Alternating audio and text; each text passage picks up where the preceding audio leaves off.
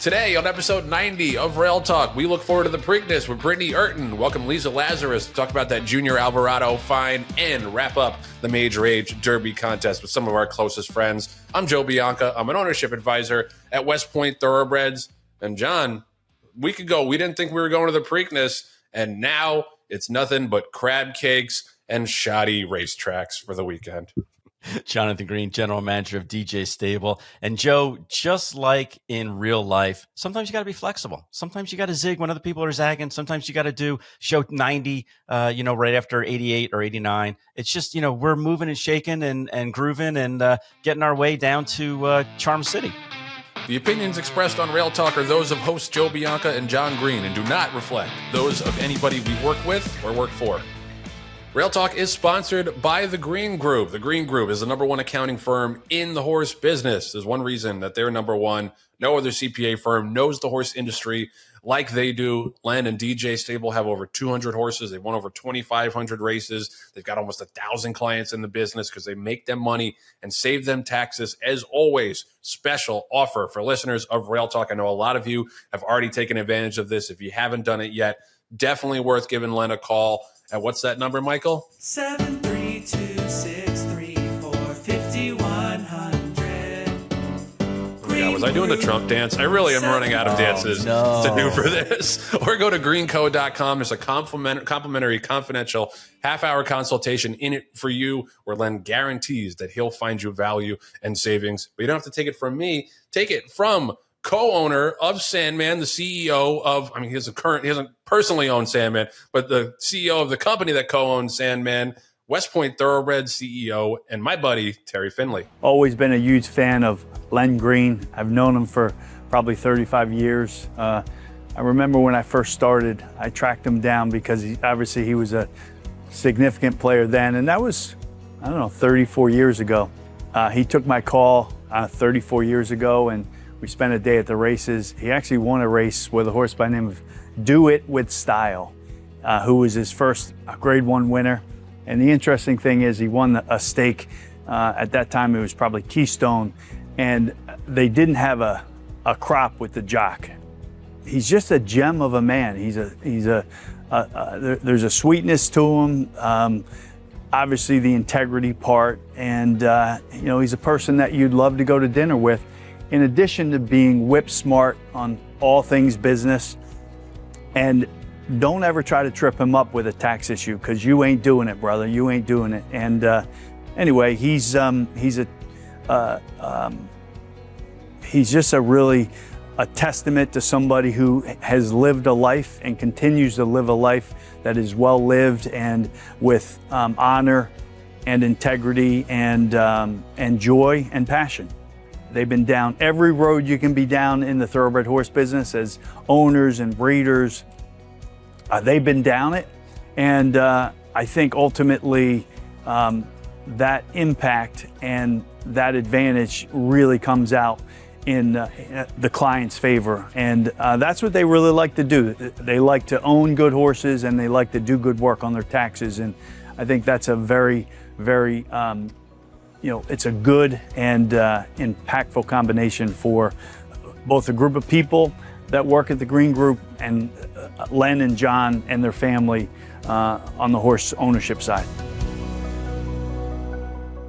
Thanks, Terry. Can't wait to see you and the rest of the team down in Baltimore for the Preakness, for the family horse, Sandman. And you can be part of the family if you go to greenco.com. Learn more about how Len and the Green Group can save you money on taxes. There's nobody better equipped in the business to do it for you, no matter where you are, whether you're a trainer, whether you're a horseman of some other sort, if you're a consigner, if you're a breeder, Len's got you covered.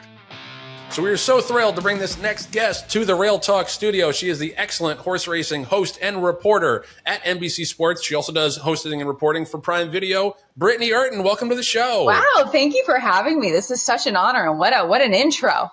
You're kicking off my week in a good way.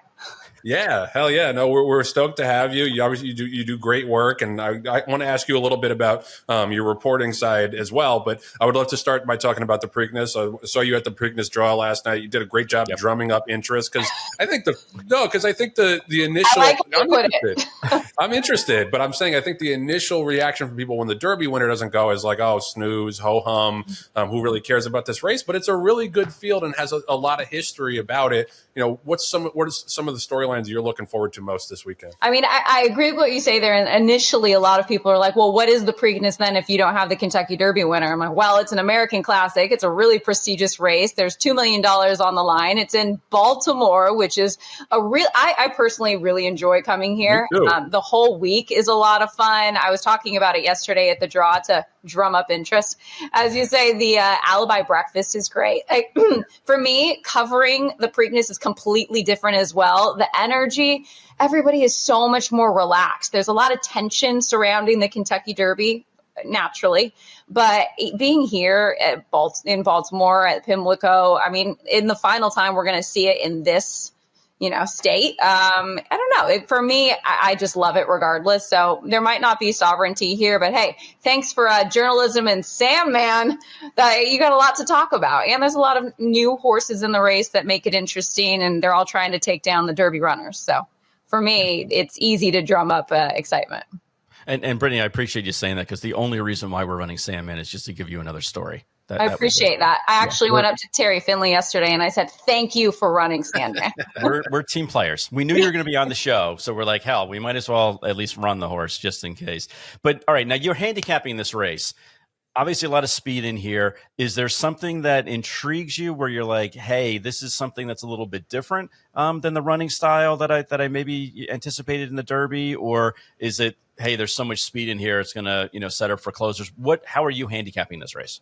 I think Pimlico is a really interesting track. I think if you're more tactical, it definitely behooves you. Of course, we're going 1 mile and 3/16 in comparison to the 1 1/4 miles, but I tend to like the horses that are more forwardly placed, right? That being said, Bob Baffert didn't seem too disturbed by the fact that he got the rail again, which I'm told is 180 to 1 for one trainer with two different horses. And then Mark Cassidy came back and said, well, I did it with the same horse in War of Will. So perhaps not the worst thing, but for them to be running a horse in its third star off of an allowance victory, drawing the rail, I don't know. They must have this horse held in very high regard.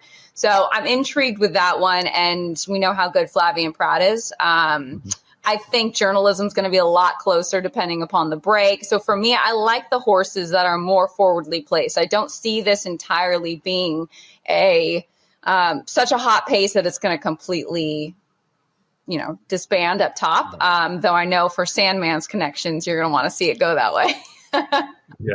No, we love that. I also would like to see him a little bit closer to like journalism. Like he did show speed in his first couple of starts, and I think Johnny Velasquez is a really good tactical speed rider. So I'd like to see him in with a chance on the far turn. I want to shift gears just a second because I gave you credit on the show a little while ago when you had your interview with Belinda Stronach. Right. It was at the Pegasus World Cup, and a lot of interviewers I thought would have asked a bunch of fluff questions there, but you asked pretty hard questions about the future of Gulfstream Park and the future of Santa Anita. Obviously, the future of Florida racing looks a little better, I think, now, thanks to John and the TRI and a lot of people lobbying to kill that decoupling bill. You're a California horsewoman. Like, what are your thoughts right now about the present and future of California racing? I always try to be an optimist, right? But sometimes you have to be a realist as well. And it's been challenging to see the direction in which California is going. And I think a lot of it has to do that we don't have supplemental wagering. You could look at California and say, hey, look at how long it's been sticking around without any additional purses, where you look at every other jurisdiction, Kentucky, obviously New York, you look at Oaklawn Park in Arkansas, and just the supplemental wagering that they have. So the fact that we still have great racing at Santa Anita, granted, I know we don't have the field sizes we need. I know that we don't have the purses that are going to attract more horses and owners to run out there. But the fact that it's still going, and then now, based off of what we've seen, they have increased attendance and wagering, it does give me some hope. I can't say that I'm not saddened to see the tracks that have closed.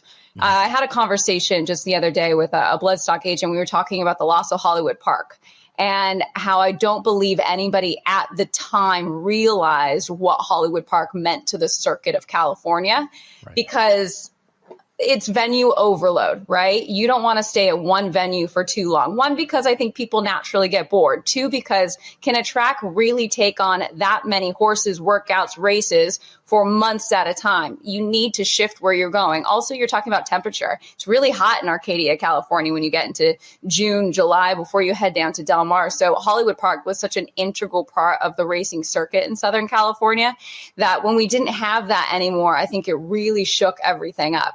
Obviously, Golden Gate, it's one of the first tracks outside of Santa Anita and Del Mar that I went to. So it was a very special place for me. So there's a lot of sadness that goes into what I see in California. It's no secret that my dad has a stable in Kentucky. And if I'm being quite honest, that was a very hard transition for me to accept. But I support my father and him wanting to, go for more opportunity. I probably didn't answer your question. That was probably a fluff answer, but I'm saddened, but I have to remain hopeful because it's home. I will do whatever I can, and I don't think that that's much, but to help keep racing in Southern California alive, because it means so much to me. Right. Yeah. No, I think that's a very fair answer, especially being, a native of California. I mean, it's going to be near and dear to you. And you see it more than we do here on the East Coast as far as what the different tracks mean, what it means for the horses and what the circuit does. So we appreciate that insight. I'm going to ask you another insight question, and there's no wrong answer to it. And that is, we've been hearing a lot of debate about elongating the Triple Crown window. So instead of it being 5 weeks, it's going to be 8 weeks. Maybe you flip flop, the Belmont and the Preakness. What's your feeling on it? Not only as a horse person, but also as spokesperson for the masses. It's funny. I was like, well, with this conversation coming up again, I probably have to have a firm opinion where I stand with this, because for so long I've heard both sides, and I still to this day understand where each are coming from in terms of keeping it the same versus changing it. For me, I think it could be a little bit of both. I'd like to think that I am a bit of a traditionalist. So there is something about the challenge of the Triple Crown, the order in which it's in, the fact that you end with the Belmont going a mile and a half. It's the true test of a champion, that I would like to keep the same, right? But my colleague Randy Moss probably said it best. The tradition lies in the challenge, and the challenge comes from the competition. Now, you want the best horses to face off against each other. If trainers are taking a different approach now than they did 10, 20, 30, 40 years ago, whatever it might be, that they want to give their horses more time, then perhaps the timing of the races should change to accommodate that. Mm-hmm. But what I do love is Derby, Preakness, Belmont. That's where the tradition in me lies, with the distances as well, because that's part of what makes it special. For sure. And I just want to ask a quick follow-up on that as someone who is involved in the production and the broadcasting of these events. I think one of the arguments that we hear for not elongating the Triple Crown is that, well, people lose interest. And I personally think, like, if you do it every 4 weeks, it's the difference between 8 weeks and 5 weeks. Is that really that much of a difference? Have you heard anything, or have you seen anything to suggest that stretching these races out would diminish the public's interest? If you were to ask somebody on the street how many weeks there are between the Kentucky Derby, the Preakness, and the Belmont, they would have absolutely no idea. They may even say to you, what's the Preakness and what's the Belmont? And that's what's unfortunate. Most people have no idea what the Triple Crown is. It's a reality that those in horse racing need to understand. They know what the Kentucky Derby is. They may not watch it, though it seems like 21.1 million people did this year, which is great. Yeah. But I think where it begins is just educating people that there's more than just one race throughout the year. I mean, we've got incredible racing. We've got the Breeders' Cup, whatnot, but it starts with the Kentucky Derby, the Preakness, and then the Belmont. I don't think people will have any idea how much time is in between. Those in horse racing do. Outside of it, no. Yeah. No, absolutely. And with that in mind, let's pivot to the Breeders' Cup then. They've expanded it, the number of races. They've expanded the number of divisions that are being represented. Mm-hmm. They've made it now where it's a 2-day event, with the Freshman Friday and then the older horses running on Saturday. Can you see that continuing to evolve and expand? Or is it these 14 races are kind of where we should be maxed out in? That's a great question. I think you get such great crowds and excitement surrounding the Breeders' Cup for the 2 days that I love that you get that, right? But you also don't want to make it so big that any horse can run in any race, right? What makes the Breeders' Cup special is you truly do have the best of the best from around the world facing off against each other. Is 14 too many? I haven't given it that much thought. I probably need to really zero in on what races you need and what you don't need. But for me, I think I've really had to come to terms with, because as I said, a bit of a traditionalist, that for this sport to grow, you have to grow with the times, and that might mean some tough changes. Right. But and what about decoupling? I'm sorry, I'm using that term, but what about decoupling? I was like, going back to Florida. Exactly. No, please. Having the older horses, keep the more traditional role and moving the 2-year-old races to December. That was one of the things that Mike Rapoli actually brought up on the show a couple of weeks ago, as well as maybe you split it up into making it a 2 different weekend event. Is that something that NBC would relish, or they'd be like, nope, we like it because we have this contract and that's the way we should move forward with it? That's definitely above my pay grade. I would. Fair answer. I don't know what's on their slate come that time of year, but I think that having the 2 days back to back is great. It builds that excitement for horsemen and horsewomen, is something to point towards. So if you're then having to adjust your mindset, which they do every day, I should give them a lot more credit than that, to pointing your 2-year-olds towards December, it just feels like it's a different event. Maybe it wouldn't be the Breeders' Cup. Maybe they call it something different. I've always loved Future Stars Friday because you're putting the highlight on these young horses, and it definitely behooves the horses that are more mature early that maybe cannot make it when they're 3, because we know how many horses don't really progress from 2 to 3 the same way.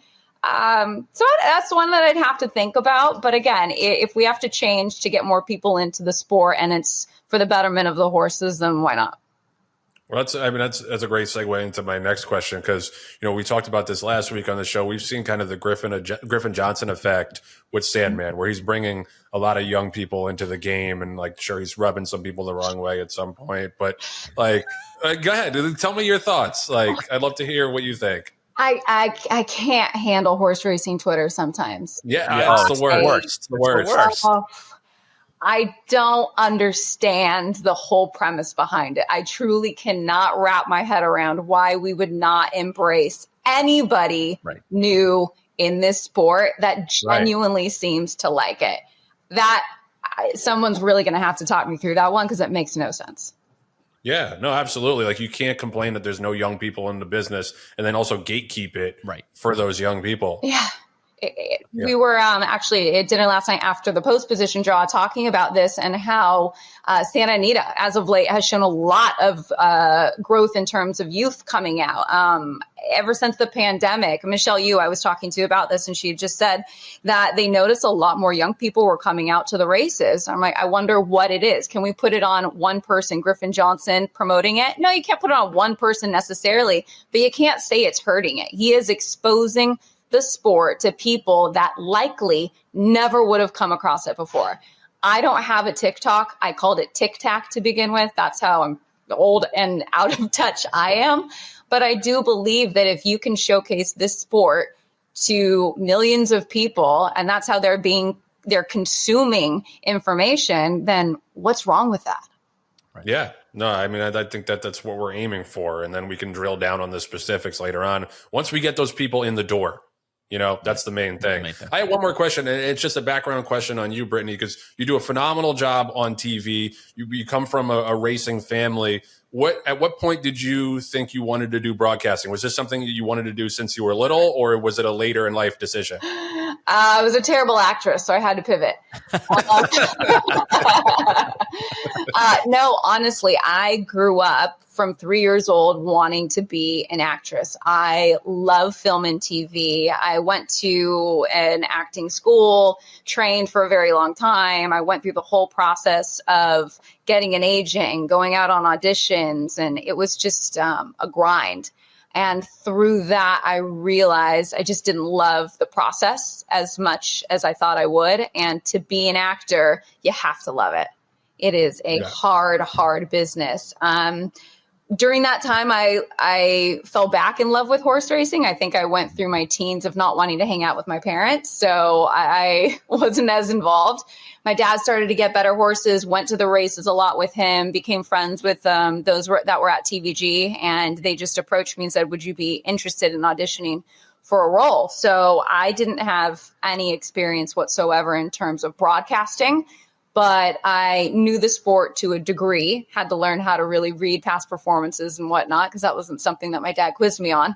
And but I felt comfortable in front of the camera. And I think I'm naturally inquisitive. I just really like asking people questions and hearing their story. So this was a way for me to combine kind of all of the things that I really enjoyed.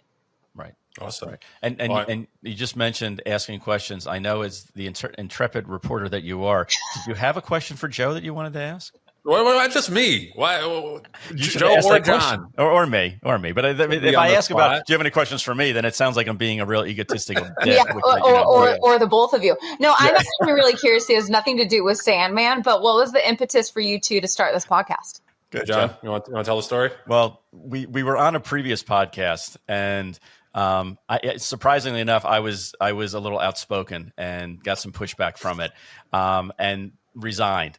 And unbeknownst to me, the very next day when Joe found out that I resigned, he resigned also, and he was still working for that same employer. So it was a really big thing that he did, and I know I've said it before on the show a bunch of times, but Britney, you'll be hearing it for the first time. That meant so much to me. Because I didn't even think Joe liked me, let alone that he was like, no, I respect the way you do it. So we gave it like 6-8 months, and then we got back in touch with Patty Wolf, our intrepid producer, and said, hey, do you want to do this again? And thankfully, she was at a low point in her career where she was like, yeah, I've won 17 Emmys, but yeah, I'll go ahead and I'll do your rinky dink podcast. And then the rest is kind of history. We've just been having so much fun doing it. And thankfully, people seem to like or want to listen to what we have to say. But it's been a really fun run for, at least for me, I think for Joe also. Mm-hmm. This is no rinky-dink podcast, by the way. I was checking sound levels.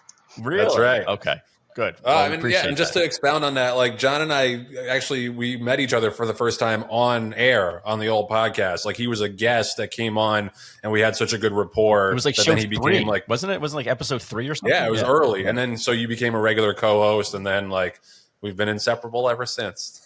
To the point where I actually grew a beard and mustache just so I could be just like to look like me. Yeah. I will not do that for either of you. Good. Not with the wedding. Not with the wedding coming up for sure. I love it though, because you guys are talking about, you're not just talking about fluff, right? And you're asking real questions, and you're also not hiding behind an egg on Twitter. So it's right. awesome. Yeah, no, exactly. Well, Britney, that's actually why, all kidding aside, if you watch the show that we did right after the Pegasus, we compliment you so much on what Joe was asking before about the fact that like everyone else would have just footed it around Belinda and not asked her the hard questions, and you did, and you asked a follow-up question too. So it wasn't just like, okay, I'm going to ask this question and she could kind of deflect and then move on with the interview. You followed up, and for us that meant a lot, because it was like, I'm not taking your bullshit answer. I want to ask you a follow-up question again. You're asking what was on horse people's minds. Right. And exactly. And much appreciated. Much respect for that. Well, thank you for saying that. It was a situation where there was so much going on in the racing world that maybe the general public, those that would watch NBC, wouldn't really know about. So it was a lot of conversation with myself, my producer, editors of like, we feel that this is really important to cover, despite the fact that those watching may not have the entire scope of the situation, because they don't follow horse racing 24/7, or they don't even follow Florida racing 24/7. Right. But it was one of those situations where I felt like it really needed to be addressed. I appreciate you saying that. if I had a 30-minute sit down with somebody, not just saying Bullen, but anybody, you can get into the more nitty gritty questions of anything going on. But when you're only given, a minute, because you have an hour show, you want to make sure you go about it the right way. So I appreciate that. But a lot of credit to my producer and the editorial team for kind of figuring out the best way in which we do that for that type of show. Yeah, I mean, it was really refreshing because she just wanted to get up there and talk about the party and all the celebrities that were there, and you kind of got in there and got to the heart of the matter that a lot of horse people really wanted to know. So really appreciate that. Really appreciate the time coming on the show. So great chatting with you, and keep up the excellent work. We'll see you in Baltimore, Brittany. Oh, this was so much fun, and I feel like it flew right by. Okay, I just need to know. I mean, what should I expect from Sandman? I didn't get into my reporting right now.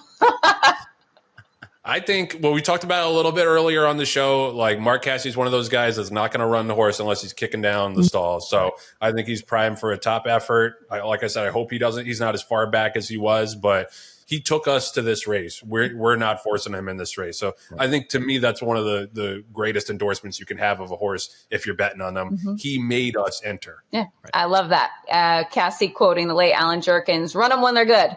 That's exactly right. That's exactly right. Plus, who doesn't like to say "Enter Sandman"? I mean, that's just immediately makes you think like. Right? Yeah.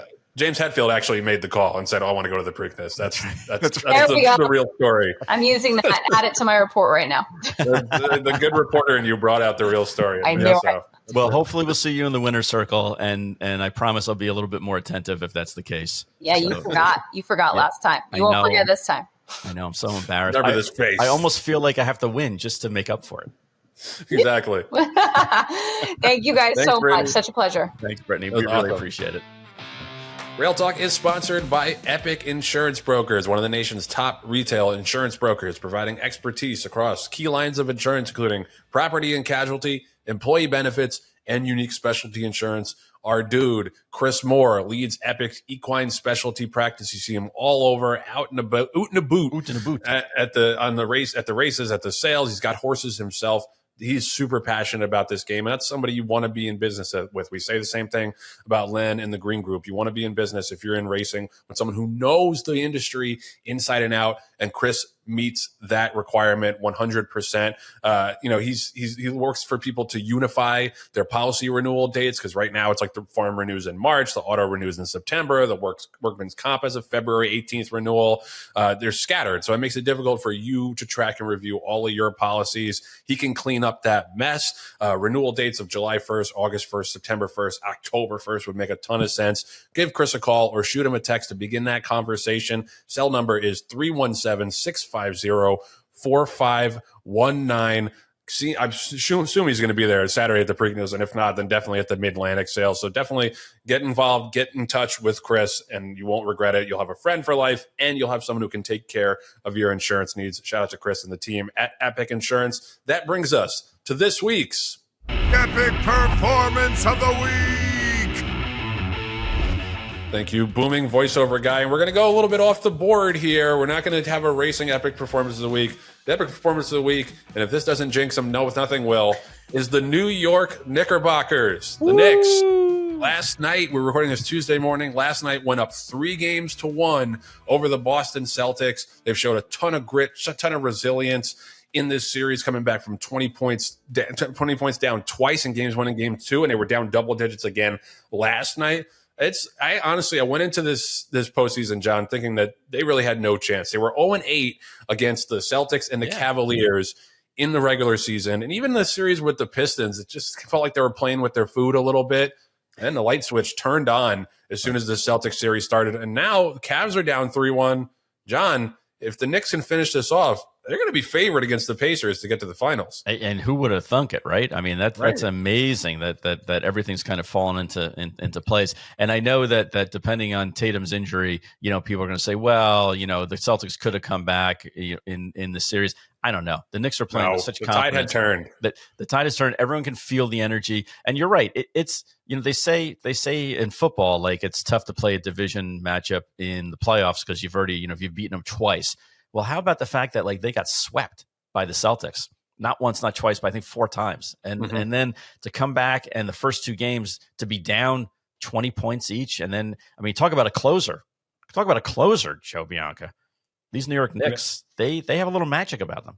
Yeah, no, and then they should, and the Garden's rocking. Like, it's one of the things I love the most about this city is like when the Knicks or the Rangers are good, and in the playoffs in like April, May, and June, there's such a buzz in the city. I was at the Met game last night, and the Mets walked it off like right as the Knicks pulled away, and everybody was going nuts, like the alternating "Let's go Knicks, let's go Mets" chants. It's just a great, great time to be in the greatest city in the world. Let's go Knicks. Charm City, right? Isn't that it's called? Charm City. That's right.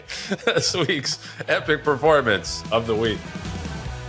Rail Talk is sponsored by TaylorMade. TaylorMade is the worldwide leader in thoroughbred sales, marketing, and horse care. They're family owned and operated since 1976. They used to be a small boarding farm, and now they've gotten to be the worldwide leader in sales and marketing in the thoroughbred business. They have unshakable values, a clear vision, and a mission to serve their clients is what fuels their success, ignites their passion. They obviously do it all, from the sales and consignments to the stallion roster, which you've heard us talk about and how big that's going to be in the next couple of years, boarding and racing partnerships as well. They have an array of expertise in this business that I think is pretty unparalleled in terms of the breadth of what they can do and what they can do well. So don't get left behind. Go to TaylorMadeFarm.com. If you want to decide, if you want making decisions about where to place your yearlings, they can assist you in that. Get the best possible realization for your asset. Go get involved in that stallion roster. If you got mares you want to board, hit them up. And if you got a racing partnership you want to join or you're thinking of, Medallion Racing is a great one to think about. So TaylorMadeFarm.com. Don't hesitate. All right, as John mentioned in the open, we're headed to the Charm City. We looked that up, and it is, in fact, the nickname for Baltimore, so 5 points for John. The Preakness is this Saturday, the 150th renewal of the Preakness Stakes, and although we won't have the Derby winner, we do have a pretty solid field of 9 horses going postward for $2 million. Really looking forward to it. I mean, John, I know I made a joke about the shoddiness of Pimlico in the Open, and thankfully they're going to rebuild it. It's going to become something that people actually would realistically want to go to. But the Preakness has always been one of my favorite races, and I hate that it's kind of deteriorated in terms of quality over the years, and we can discuss a little bit about the Triple Crown spacing and whether that needs to change. I've come around on that, and just, I just think you have to get with the times eventually. But, I think this race, even without the Derby winner, is pretty worthy of the history of the Preakness. I mean, you got the undefeated Bob Baffert horse in Goal Oriented. You have the Derby favorite Journalism, who's coming back. You got Sandman. You got a little international flavor. You got River Thames, who was second in the Fountain of Youth and third in the Bluegrass. And you got Clever Again, who's a little bit of a wild card, who's 2 for 2 this year for Steve Asmussen. To me, this looks like a really competitive race. It is. I think top to bottom, it's competitive. I think, maybe you can knock out a couple of the local long shots that probably don't belong to be here, but it's certainly their right to pay the money and run in the Preakness and have the dream. I like what Britney said earlier about we have the Derby favorite in Journalism, and we have the people's favorite in Sandman running in this race, which is really cool. And, there's some good stories like Dwayne Lucas. Don't forget, he won this race last year with a long shot in Seize the Gray. And, you have Heart of Honor, who's coming all the way overseas and not just running in the race, but the trainer has employed his daughter, Safi, to run and ride this horse. And all she's done is ridden him the past couple of times, second to Galactic Star, and then second by a nose to Admire Daytona. Now, Admire Daytona didn't run well at all in the Derby. You can say maybe it was because of the slop, maybe because of the fact that they had the ship. It could be all those things, but that to me doesn't bode well for Heart of Honor. The fact that that its rival that it ran so close to in a photo finish and didn't show up for the Derby. I think it's also a big ask to have not only not a seasoned jockey, but a international jockey coming in and riding Heart of Honor. I think that's a big ask also, because I know there's a lot of fans and a lot of hoopla, in the various racetracks where this horse has run before. But I think it's a little different story when you get to the Triple Crown races, especially ones like the amount of people we're expecting to be here for the Preakness. I think River Thames who was selected in our contest, is a sneaky horse also coming off a really good, solid bluegrass where he was, in the one hole and ran a solid third, just lost almost in a 3-horse photo. I think that he only lost by a neck to Sovereignty before that. Exactly. Yeah. So I think, like you said, there's 5, 6, 7 horses you can make a legitimate case for in this race. If you cross out our last race and you cross out American Promise's last race, I think that there's a reason why American Promise was 7-1 in the Derby. There's a reason why we were 5.5-1 in the Derby. It's because we both belonged. And then journalism, you can say he's a cut above because he's never been off the board, and last race was such an impressive race. But Joe, as a handicapper, are you worried about a bounce at this point? Because he gave it his all to finish second in the Preakness, and now it's 2 weeks. And at any stage of a horse's career, a 2-week turnaround is a quick turnaround. But to go from one grade 1 to the next, I mean, you tell me from a handicapping standpoint, does that concern you? Yeah, I mean, he's clearly the horse to beat. Like, I don't think there's any doubt about that. He's 8-5 morning line. I think he might even be a little bit shorter by post time. But yeah, it's a weird thing to say, and it sounds like a homer thing to say that, he's beat us by 11 lengths, but I would kind of rather have Sandman. It's the only reason I say that is because he ran so hard in the Derby, and Sandman really didn't. He loped at the back of the pack. He made a little bit of a move on the far turn and then flattened out pretty quickly once they turned for home. So I only felt like we only really ran for a quarter of a mile. 3/8. Yeah, exactly. Or 3/8 maybe in the Derby, whereas journalism, I think, ran pretty hard from the 6 furlong pole to the wire.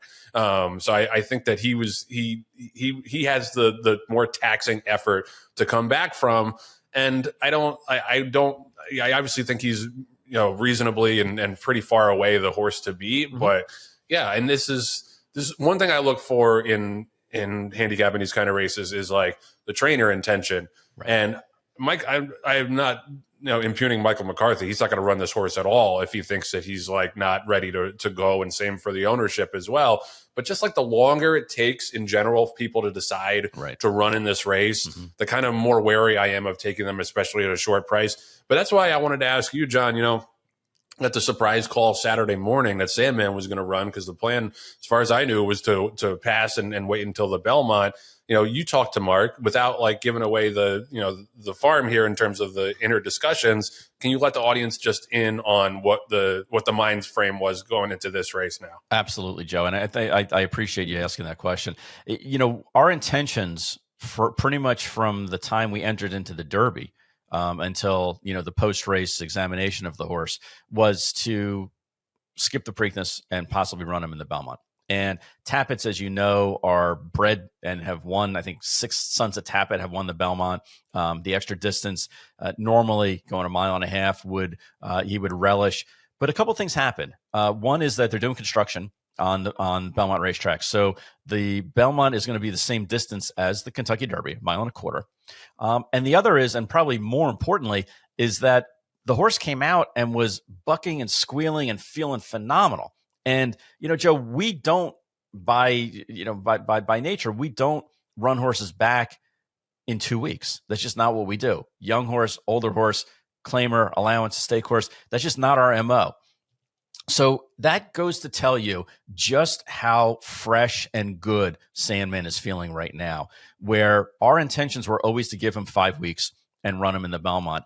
And he came out of the race almost like he hadn't run. I mean, it was basically a 3 furlong, workout for him. And yeah, there's some emotional and mental taxing that goes on, but the horse mentally is such a good horse. If I didn't tell you he was a Tappet, you wouldn't know it. You wouldn't be like, oh, okay, well, he's a fruitcake, or he's just very laid back, almost to the point where I noticed on Saturday when we were at the barn on Derby Day, when we were at the barn and we were about to do the walkover, he was like, dude, I don't want these people anymore. He was kind of hanging back in his stall and was happy, was sleeping, standing up and was calm and everything like that.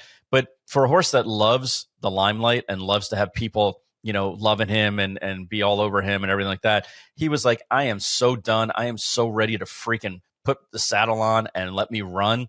And then to only do it for 3/8 of a mile, he's just jumping out of his skin. So that's behind the curtain as far as, why it happened. Mark called me this past Saturday morning, and we were talking about Sandman and some of the other horses. And he said, John, I'm looking at this horse, and there's an old adage that I live by, which is you run them when they're feeling strong.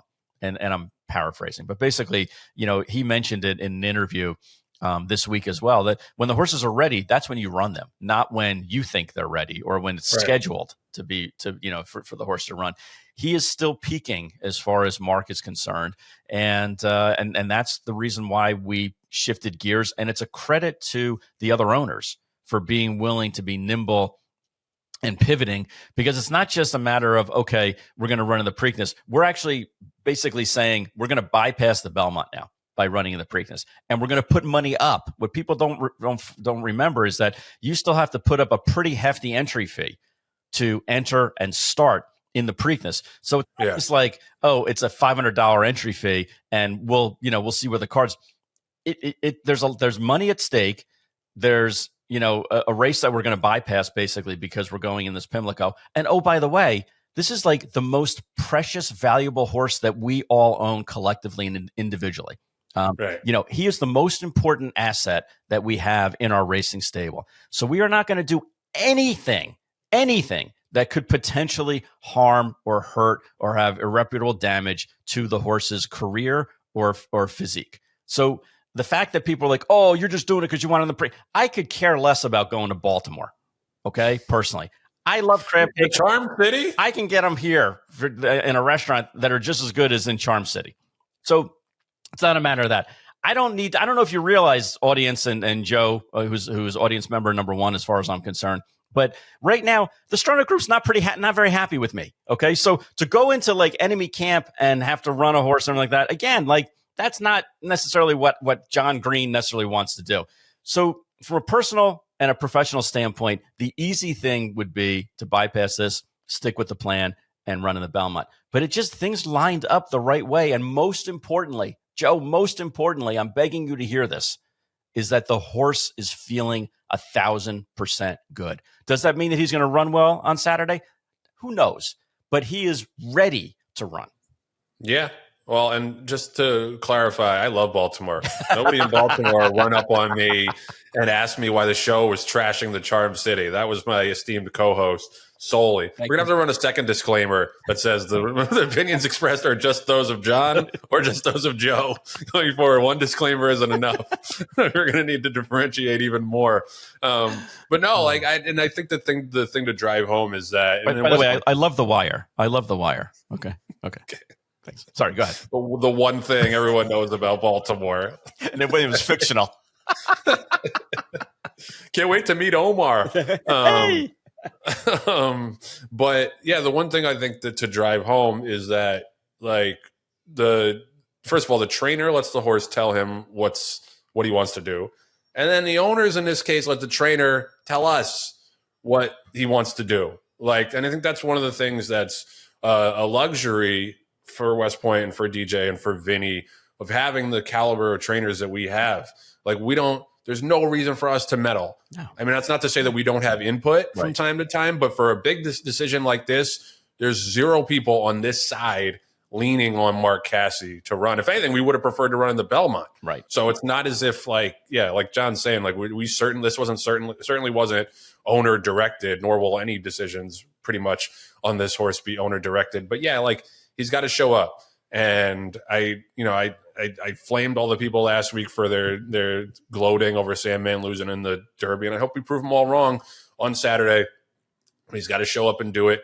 He's going to get the right setup again. I think it's not going to be quite as fast a pace as the Derby, but I think there will be a good amount of speed. One thing to note is that John Velasquez is going to ride. I ask you what your thoughts on that. Yeah. So Jose Ortiz had a commitment to ride Clever again in the race, and so he's going to stick with that. I love Johnny V. Honestly, I would if my life were on the line and someone was like, you got one jockey to ride one race to save your life, it'd be John Velasquez.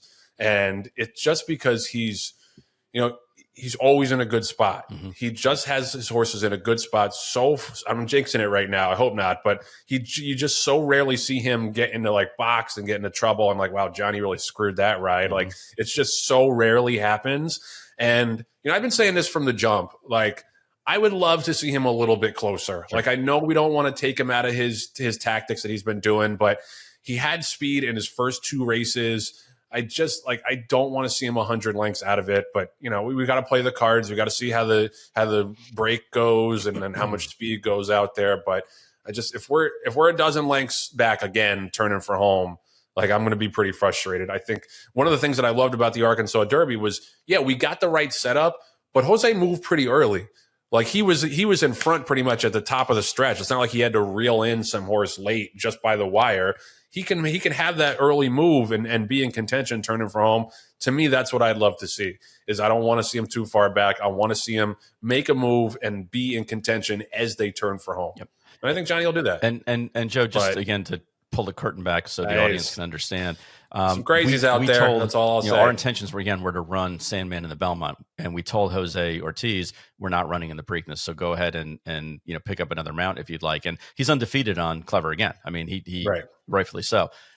But once we announced that we were going to run in the Preakness, when I tell you that basically all the top riders or their agents reached out to one of us and said, "I would love to ride your horse," and I'm not saying that there were any of them that already had a mount that were like, "Hey, I'd be willing to spin, my horse to ride Sandman." To me, that gives me all kinds of confidence because they're handicapping the race also, and if they're basically begging off a horse that they're riding to ride us or to ask to ride us, that is huge, huge, huge. I say. So I appreciate the agents and the jockeys who, reached out to us once they found out that we were available. And I think that, we have a viable spot. I want to go back to one thing that you said, because I want to question it. At what scenario in your life do you anticipate that somebody has a gun to your head and says, you need to pick a jockey to win this race or we're going to shoot you? Is that something happened that came close to that scenario? I mean, that's kind of a little too specific, I think. John, we're making a lot of enemies these days. I wouldn't put anything past any of the crybabies in this business. God forbid. But there's some crazies out there. That's all I'll say. Rail Talk is sponsored by Facing Tipton. Quick news bulletin. The Mid-Atlantic 2-year-olds in training undertax show is now going to begin Wednesday the 14th, which is probably when you're going to be watching this show. It was the 13th through the 15th, but rain pushed it back. So now you can go see those breezers on Wednesday, Thursday, and Friday, with each session beginning at 8 a.m. Then next week, Monday and Tuesday, the 19th and the 20th, we've got the Mid-Atlantic 2-year-olds in training sale. Really kind of last call for the 2-year-olds. Like I know there's some horses in June that you might want to pick up, but for like the real potential superstar 2-year-olds in training, this is the last stop, and they get to breeze over the dirt, which is a huge advantage. You get to see how they move over the surface they're most likely going to be running on, at least for the early parts of their career. So don't miss it. Watch the sale live at facingtipton.com. There's also the May digital sale, which is wrapping up later today, so that doesn't help you at all. But the June digital sale is right around the corner as well. You've heard us talk about the digital sales and the way you're able to restock and reload for the summer. That June digital sale will actually start on May 29th and then run through June 3rd. Entries are open until next Monday, May 19th. So get involved. And then after that, it'll be yearling season with the July sale, and then up at Saratoga for the select sale. Cannot wait. But first and foremost, get involved at that Mid-Atlantic sale and at the upcoming digital sale. So we are so thrilled to bring this next guest back to the Rail Talk studio, just making a little pit stop to explain some of the rules and regulations, as she often does. Most accessible CEO in racing, I know that. CEO of the Horse Racing Integrity and Safety Authority, Lisa Lazarus. Welcome back. Thank you so much for having me, and good to see you guys. Great to have you, and I appreciate you being available for this. We look more and more like each other every time we come on the show. That's what everybody says. It's truly amazing. Once my beard starts to go gray, we'll be indistinguishable. Anyway, John, any comment on that? No, I think it's a compliment towards me. It's an insult towards you, Joe, but that's all right. No. Anyway, so we did want to have you on because there was a bit of a controversy kicked up over the whip violation and the subsequent fine for Junior Alvarado from the Derby. $62,000 was the total amount. Can you just explain why that? And it seems hefty, like just being honest about Sure. it. Can you explain why the fine was the number that it was? Okay, let's start first by just going back to, how long the rule's been in place. So the rule has been in place, the 6-strike rule, since July 1st, 2022, when HISA launched its racetrack safety program. In addition to that, it would have been a violation under the Kentucky rule prior to HISA, because they also had a 6-strike limit. They had some nuances around what you can do in the stretch, but you could only use underhand in the stretch. So it would have been a violation under Kentucky. When the Racetrack Safety Committee, the entity that actually creates these rules, heavily debated these rules, and the crop rule was the most heavily debated rule in the racetrack safety program, as you can probably not surprised to tell you that. But they wanted to present a deterrent to using the crop, right? And to using the crop more than the rule allowed. And if you don't associate the violation with the purse amount, you really lose the deterrent. So, and you just have jockeys making business decisions. We also been told by jockeys that there were owners who had said to them, like, don't worry about the fine, I'll pay it for you. And so there had to be some correlation between the fine and the event, the purse. So it's 10% of the purse. I do think 62 is a little hefty. And I also want to say, this is a rule that was broken that we've had in place forever, that Kentucky had in place also. No one is suggesting that Junior Alvarado abused his horse or did anything untoward in that respect. They just broke a rule that's been in place for a long time, and his competitors didn't. And so because of that, it's not fair to simply ignore the rule because it's the biggest day of the year. I actually think it's sort of the converse, that we need to make sure that we enforce the rules on the biggest day of the year. And actually, I have to say that since I've been HISA CEO, I've never experienced a bigger chasm, a bigger divide between industry reaction and public reaction. The industry reaction is almost universally negative, and the public is almost universally positive. And to be frank, that rule was put in place for the public because one of the things that we knew starting HISA was one of the biggest deterrents to new fans, new younger fans coming to the racetrack. They don't like to see horses being whipped or horses being the crappies, And even I had the experience with my daughter. I brought her to the racetrack for the first time when she was like 13. And she was like, Mom, why did they strike the horses? Like, why did they whip the horses? And it's hard to get that when you're in the industry because we are in this bubble and we know that the crop is really soft and it's not going to hurt the horse. And we know that this is a part of, the game and the way the jockey is to steer the horses. But we're just so in our own bubble that we can't see the way the public perceives us.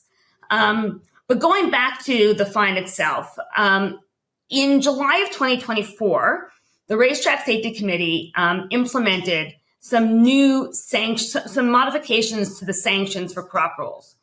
And with those new rules, they brought in place a multiplier. If you have more than one violation, you will have a more significant penalty. Now, as I said a minute ago, I do think it's a little bit hefty. And as the HISA staff felt that some of those rules were too onerous, and both the guild and HISA staff felt the same way. So we went to the Racetrack Safety Committee. We actually had a big meeting. Johnny was there. We had a number of jockeys there, and they presented their story. They presented their side. And ultimately, the Racetrack Safety Committee did make some amendments. And one of those amendments is that they shortened the look-back period for the multiplier. Okay. So it the current rule is 180, and we cut it down to 90 days. So if Junior actually appeals to HISA, we will give him the benefit of the new rules we've done across the board, like with provisional suspensions with trainers, et cetera, while we wait for the FTC to approve it.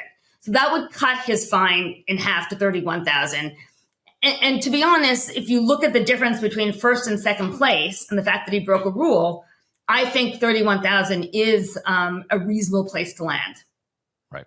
And what I think Lisa, what a lot of people don't understand are two things. One is that it's an optics issue. That, again, with us trying to regain our social license and how the public perceives what we do here in the industry, you have to have some kind of strike rule in place.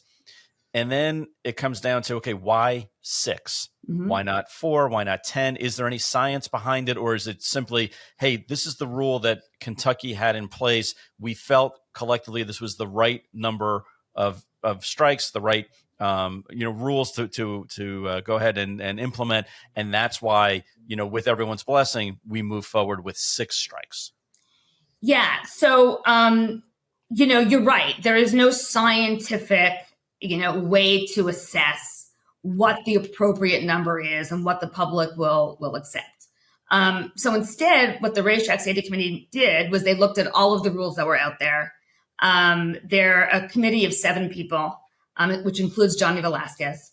And they looked at, the rules that were currently in place in the U.S., where in some places there were absolutely no limit, and some you had 6. 6 was the lowest. Looked at international jurisdictions, right, and a lot of debate, and ultimately landed on 6 as really the best representation of what is fair when you balance the optics with the state of the sport currently, what jockeys are used to. But, trainers have had to make modifications to how they, run their barns and how they operate things under HISA, which has been really, had a positive effect. And so this is one of the things that jockeys have to modify. And to be honest, the jockeys have been really good about it across the board. We really don't have, we have a fair number of 1-overs, but generally speaking, we don't have, we have very, very few purse redistributions, which is a 10-over. And they really understand this rule now, whereas it was a lot more difficult in the beginning. Junior, I think himself said that, he was in the Kentucky Derby. It was really important to him to win it. He was in contention and he wasn't counting his strikes. That doesn't make him a bad person. It doesn't make he's actually a very good person. It doesn't make him, by any means, anything but an animal lover. He just made a decision. He broke the rule, and we have to treat him like we treated everybody else who broke the rule. Well, that's why I kind of wanted to ask a follow up if there's a scale of the penalties, because I think it is hard if you're a jockey in the stretch of a race to remember I hit the horse twice or 3 times already. Whereas if they are just wailing away 15, 20 times, they're ignoring the rule. What's the scale in terms of breaching that six? So there's 2 different scales. The first scale is that if you're 1 to 3 over, so 7 to 9, you get a fine and a day. If you are 10 or more over, you get a fine, a day, and disqualification. You lose the purse. So that's what I'm saying. We have very, very few 10 and overs. People know that that's a line they can't cross. Most jockeys are pretty good at counting. And mistakes happen, things happen. I certainly understand that he was in the throes of the biggest race. And no one's taking his win away, and no one's taking the glory of it away. But he used more strikes than his competitors did. Right. And so it's only fair that there be some consequence. Otherwise, there's zero deterrent in place. Exactly. What I was going to say with the other scale is that, when the purses are really small, it'll be it can be 150 or 250, usually the fines are well below $1,000, well below. But we've had some big ones in the Breeders' Cup. And because it's tied to the value of the purse, it obviously was very high in this case.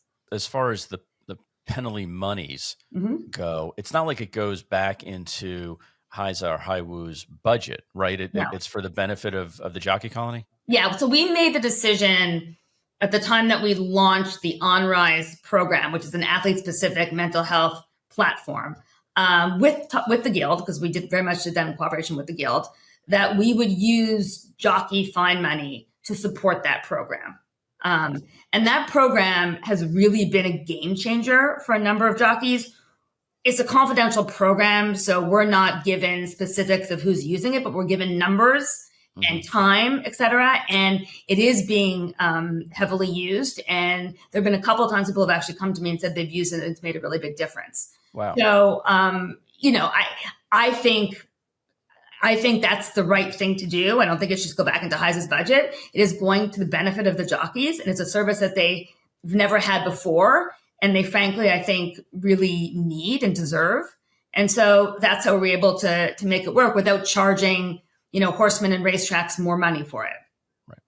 Yeah, I mean, that makes sense. Just one last question for me. You did mention that the industry reaction has been negative and the outside reaction has been positive. Can you expound on that? Because I've just had a couple of people come up to me and ask me about, they've read the headline that the jockey hit the horse too many times. To me, that would read as a negative headline for the sport. Like, what have you heard otherwise? So what we've heard from the public, and John Clay actually has a great article today in the Lexington Herald that really captures, I think, how I've experienced this. And what he essentially says is, the same thing that I'm saying now, which is that the general public, the Kentucky Derby is obviously different than even the Preakness and the Belmont. It is the one time of the year where all kinds of eyeballs are on horse racing. And the folks that are watching it for the first time or aren't, rabid fans or don't know the rules that well, they see a rule being broken. They feel good about the fact that we have a maximum strike, a strike limit. And they're happy that we applied it and they think it's the right thing. It's, if you take a step back, and you forget everything about horse racing and using the crop, which is very hard for you guys because you know a whole lot. No other sport whips an animal. You know what I mean? Right. To somebody who doesn't understand it, it looks like, why are we whipping a horse for sport? They really don't understand it. And we need to do more education about why it's used and how it's doesn't hurt the horses and all of that. But at the same time, we've got to balance the optics and the growth of the sport and our social license with, not changing the sport too much or hurting its essence. All right. Well, that makes a lot of sense. Lisa, I appreciate you coming back on, as always, to help explain things to us and the racing public. These decisions are not going to be without controversy, but appreciate you being accessible and being able to talk to us about it. Always.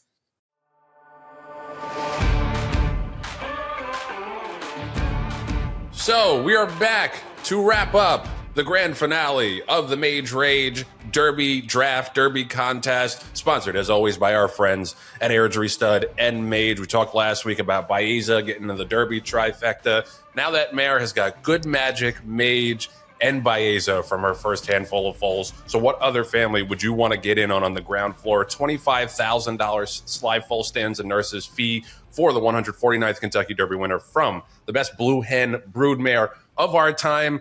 Go get it done. Go arrange that mating. If not for this year, then for next year. Go to airdriestud.com to learn more about Mage and the rest of the stallion opportunities on that roster. Okay, so thrilled to be rejoined by my posse here as I see Michelle fade away. Michelle, you is on a train going to Philly, so she may be in and out. But I'm happy to introduce the champion, Samantha Perry, analyst, TV host for Gulfstream Park. Our man about town, Dan Tordjman from America's Best Racing, didn't get a break this weekend because John decided to enter Sandman in the Preakness, and of course, my co-host Jon Green. Hello, fellows and ladies. Hello.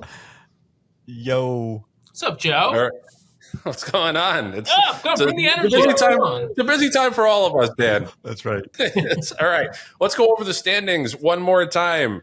As if she wasn't blessed enough to be an Oklahoma City Thunder fan, our friend Samantha Perry won the contest despite not having the Derby winner at 51.75 points. She did have journalism, who ran second. John did have the Derby winner, but couldn't sustain that early lead, is at 41.7. I finished third at 29.75. Michelle Yu was fourth at 26.75, and Dan was last at 17.275. Go ahead, John. Talk all your shit. He's here right now. You've been talking shit this whole time without him here. Well, listen, I was always taught growing up that you prepare for success and then you let luck run you over. And Dan, I don't think that was necessarily the case. I think we woke you up, actually, if I remember correctly, to remind you of the contest. And then you were like, okay, I asked some friends what they thought, and they were like totally, catfishing you and giving you horses that were like running for claiming races in Sunland Park and stuff like that. But go ahead. I don't want to misspeak. Was that pretty much the gist of your preparation? Yeah, I mean, I want to give a shout out to our digital team, Mike Curry, Patrick Reed, and really, they put in the work. But what I didn't realize they were doing was sending me a list of horses that they didn't like. So when I came on the show and with confidence said, "Oh, here we go, Michelle's perfect time." Michelle's time sideways. We're piling on Michelle. Telling on Dan about what a crappy Your job he segment is did. up. You're on. Go ahead. If you got any insults for Dan, this is the time. I gave Dan a compliment. His horse ran second in the Peter Pan this week. I was so proud of him. Was that your first horse to get points? I think Captain Cook might have been my only horse who got points. Well, actually, didn't I gave you Brodeur, and Brodeur got 5 of your Brodeur points. got me like a half a point. Again, a guy who was sabotaging you. Well, you were like, I don't know who to pick. Is there any horse left that's in the Derby? And I was like, yeah, well, we're running this horse in the Tampa Bay Derby. Ouch. That's a poor impression of you because I think you actually had 2 fingers up your nose. But no, I had 2 up the right nostril. There you go. But no, look, let's just move past this. Let's just put it behind us. I want to congratulate Sam for winning. I didn't know there were roses involved. I might have tried if I knew that there were actual prizes involved. Roses, right? Maybe next year. Look at that. And I love Sam's comment about when she got the roses. I thought I had a stalker. John's the only stalker on this show. I think you're in the clear. Anyway, I would say that preparation is key, but if I recall, Sam did the contest at the beach. Sleeping. On a Monday, right? I was awake. Yeah. With your dad's Speedo in the background? I thought we were going to get a reprise of that. Where's your Pop is in bed. He got a hip replacement surgery. Yeah. Can the Speedo still fit? He said that there's not a lot of room right now because of the swelling. So he didn't want to. Can we at least get just the Speedo on? He doesn't have to be wearing it, but can we get that on? And we understand that Michelle brought a surprise guest as well. And so everybody's favorite, Zoe Cadman, is in the house or in the train. Hey! In the train. So, I mean, Michelle, I kind of feel like you should have gotten bonus points because the West Coast horses did run 2-3. And overall, the West Coast really showed out on Derby Day. But that's not how this contest works. Reactions from finishing 4th. Well, sucks to be me. I guess sucks to be me. Sucks more to be Dan. I mean, I feel like, the heckling has been. At least I didn't run last. I took home a check. Yeah. That's right. 4th in a 5-horse field. Yeah, I was like going to say typical California fashion. There were 5 entries. Right. Yeah. And you just missed getting type. All right, it's almost black type. You just missed getting black type. That's right. You were so close. So close. I would say this though: if we continue on, we should continue to the Triple Crown. There might be more points on the line. Well, that's a whole different contest. Well, I'm in the lead then, right? I'm the only one with points so far. That's right. Yeah, that Peter Pan second. Oh no, they accumulate. Well, the Derby they counts, and the Derby counts too as a Triple Crown. Dan, let me explain to you: the Triple Crown is actually the Kentucky Derby and the Preakness. 3 races. And yeah, no, we wiped the slate after the Derby. That's it. Come on. Dan, you're a good sport. Absolutely. Sam, you're a champion. That's right. Tell us how He's it feels. used to losing, so he has to be. Okay, all right. It's enough. What else have I lost? Poor Dan. your self-respect is what she's saying. I think that's what she's saying. I mean, you finished 4th. I realize I'm the only other person who did worse than you, but you finished 4th. You didn't even do well. Right. You are the only person. Right. You are the only person I can beat up on. I did better than you. Just It's punching fine. down. You guys might have to have this out in person at the Preakness. All right. Well, she's already Sam. crap on Baltimore. I don't know if I don't like that. I don't. I'm. We can race on the porta potties. Yeah, that'd be amazing. And the rest of the three of us get to throw beers at you. That's right. I actually like that idea. That's actually I'm next down. year. Next year's You guys have challenge. insurance, right? Next year's challenge. all right. This is the last It's year like- they're going to have them, I think. Yeah, maybe. Let's hear from the champion before we wrap. Sam, you're on your way to the OKC game later tonight. Going to be a pretty distant second, I think, to the thrill you feel from winning this contest. It is actually, yeah. Nothing can compare to this.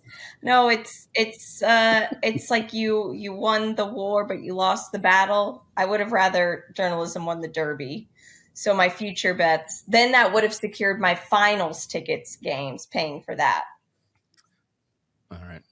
That just means you got to load up Yeah. on Did you Saturday utilize? That's right. in the Preakness. Did you utilize the Preakness I put early 50 to wager? win This was on 11 to journalism 1 for that. with that. Yeah, so that worked out good. Oh, There you go. Okay. So you're in Sam, good shape still. If people wanted to send you tickets and or money, is there a crowdsource or something like that? I could send my address if anybody has Venmo? Yeah, please send your home Cash address. App, yeah. All right. If she hadn't had a stalker before, we're going to create We're gonna one. create one. Yeah, exactly. Just don't send me anything before 10 a.m. I'm not awake, please. All right. Well, we appreciate all of you guys for jumping on and doing the contest with us, being such good sports about it, especially Dan with the relentless mocking from Jon. I got your back, buddy. Hopefully you'll be back next year, and we can turn the tables. Samantha Perry, Michelle Yu, Dan Tordjman, see you guys at the Preakness. Thanks for the time, guys. Bye. Thanks, guys. Okay, so that's going to do it for episode 90 of Rail Talk. But before we go, Jon Green has some news to share about a very worthy cause in this business. Yeah, Joe, we talk so much about racing and breeding and all the things that are going on in the industry. And one of the things that we haven't spoken about in a while is aftercare. And we actually are in the process of having one of our racehorses, Father Time, donated to an organization called New Vocations. It's newvocations.org. We've worked with Anna Ford for years and years and years. She's the thoroughbred program director there. And I just can't speak enough about this particular group, New Vocations. They have 9 facilities nationwide. They've rehomed almost 10,000 horses, Joe, in the past 30 years. 10,000 horses have been retrained and rehomed thanks to newvocations.org. And I just wanted to not only remind people about the importance that these organizations do and the impact they make on our athletes, but also we as DJ Stable are making a donation of $15,000 in honor of the Preakness' 150th running. We're making a donation of $15,000 to New Vocations, and we would love it if other people in the industry, if our listeners would also go to newvocations.org and make a contribution also. You can do it in Sandman's honor. You can do it in my honor. You can certainly do it in Joe's honor or in a loved one's honor or a racehorse that you owned or enjoyed rooting on. But these groups need our help. And this time of year, we talk about all the successful racing that goes on. It's the end of breeding season. Let's not forget those horses that aren't on either of those paths that need to be paid for and considered and taken care of. And again, there's lots of great organizations out there, but we're making a contribution to New Vocations. Yeah, no, they do unbelievable work. The numbers are incredible. And that still is just a drop in the bucket and just in the grand scheme of things in terms of the horses that need to be rehomed and retrained. So they're making a dent, but they need our support in order to make a bigger and bigger impact. So it's a great cause. I'm so glad you guys are doing that. And yeah, go to newvocations.org if you want to donate, if you want to match Jon's donation, because the horse, our responsibility to the horses, as we've said, does not end when they're done racing for us. It goes throughout the rest of their lives. So appreciate Jon and Len for doing that. I just wanted to mention one more thing too. A lot of people have asked about Sorcerer's Silver, who got pulled up on Derby Day. Fingers crossed, so far so good. He had fusion surgery at Root and Riddle. Shout out to Dr. Bramlage and his team. Nobody we would trust more with that. And he's happy. He's bounced out of the surgery well. So we'll just keep our fingers crossed and him and our thoughts and prayers. So I appreciate everyone that's asked about Sorcerer's Silver. And just wanted to bring that up because it ties into that when the horses, he's not going to race again. We still have a responsibility to him to make sure he has a good quality of life. And New Vocations does that for all sorts of horses off the track. Okay, so that's going to do it for episode 90. Thanks to my co-pilot, Jon Green, as always. Thanks to Britney Eurton for stopping by. That was an awesome interview. Shout out to Lisa Lazarus for coming by as well. And our friends from the Mage Rage Derby contest, Sam Perry, Dan Tordjman, and Michelle Yu. Thanks to our producer, Patty Wolf, and our associate producers, Julia Agresta and Nathan Wilkinson. See some of y'all down in Baltimore for the Preakness. Can't wait. See the rest of you back here next week on Rail Talk.